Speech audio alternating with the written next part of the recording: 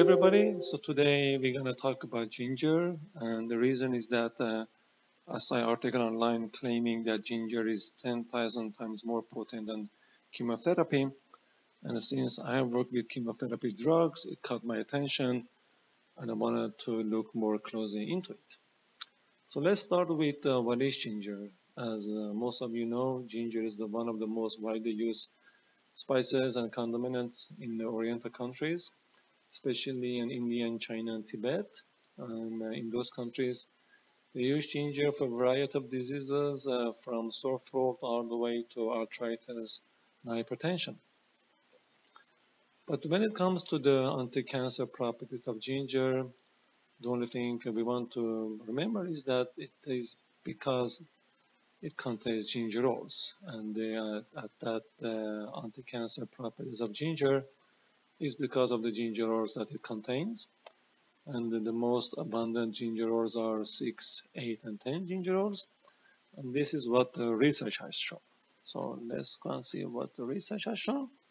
And before I go through the research articles, you don't need to write down or remember these, because I'm going to include the references to these research papers in the article that I have in my blog, and I can put a link to my blog underneath this YouTube video.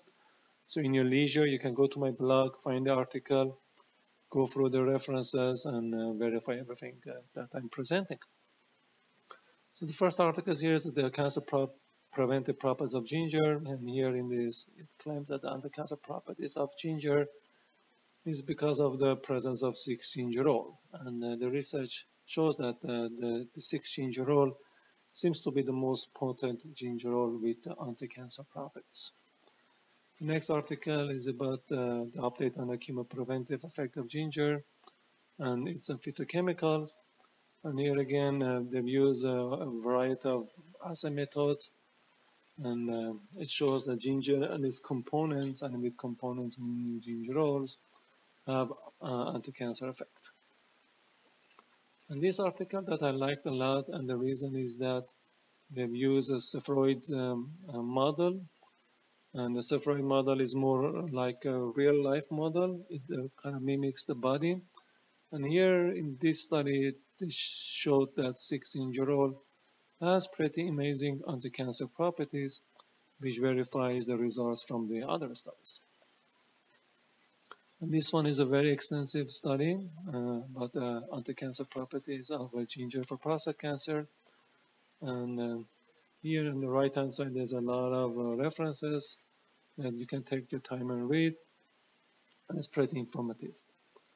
And also there's research about other gingerols, and the next one is 10 gingerol, which has anti-cancer properties.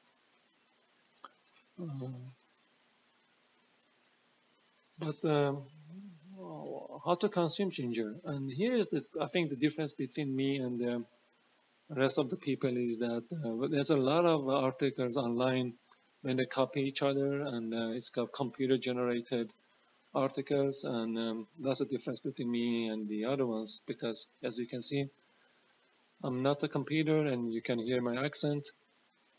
And one of the things that I found is that the only study showed that gingerol has effect is in the dry ginger. And then the reason is that in a dry ginger, you have the highest amount of gingerols.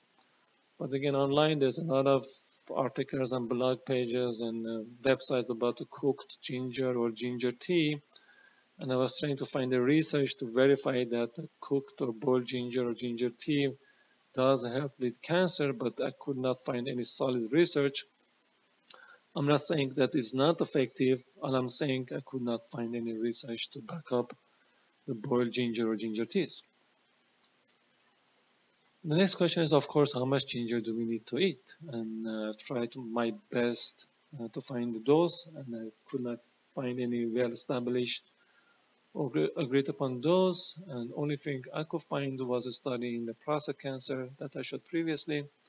In that study, they used 100 milligram per kilogram of ginger, and that for a 175-pound person would mean 800 milligram of ginger, or dry ginger. I hope you like this video, and thank you for watching it. If you like it, I would really appreciate if you could subscribe or like my video. As you see, I'm not selling any supplement. I'm just presenting data and the research. And I'm going to do a series of articles on YouTube videos about memory loss and Alzheimer and how you can eat natural compounds to prevent that. Again, hope you find this useful, and thank you for watching, and God bless.